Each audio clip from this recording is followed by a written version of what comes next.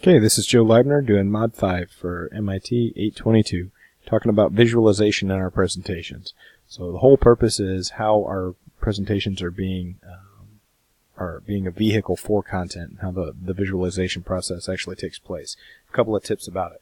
First, we're going to talk about typography. Typography is the way the text is displayed so that the content can be received. Font choice, highlighting, and line length are all important concepts of this.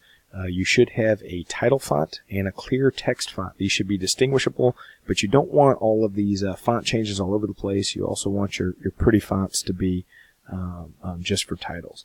Your screen design is the way that things are grouped together and how much information is presented on a particular slide at a time. You don't want so much information that it's unbearable. Only key information should be presented visually. So that means that the other stuff can be just talked about.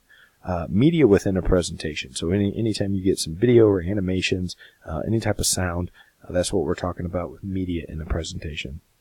The media in a presentation is, graphs, animations, video, and audio, as I said before, and they're, again, to convey a message or to show content. Not everything that can be graphed should be graphed. This is information overload. Give each bit of pertinent information its own slide, if it's worth showing. We talk about the cognitive load theory. You don't want to present people with so much information they don't even know what they're looking at. A presentation is built upon a solid foundation of content. Give bite-sized bits of information so that you can build a structure for them of content-based information. Stay on target and uncluttered.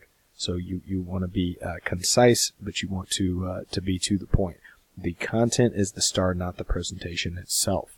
So that is what you are striving to achieve. The way that the information is presented is just a vehicle.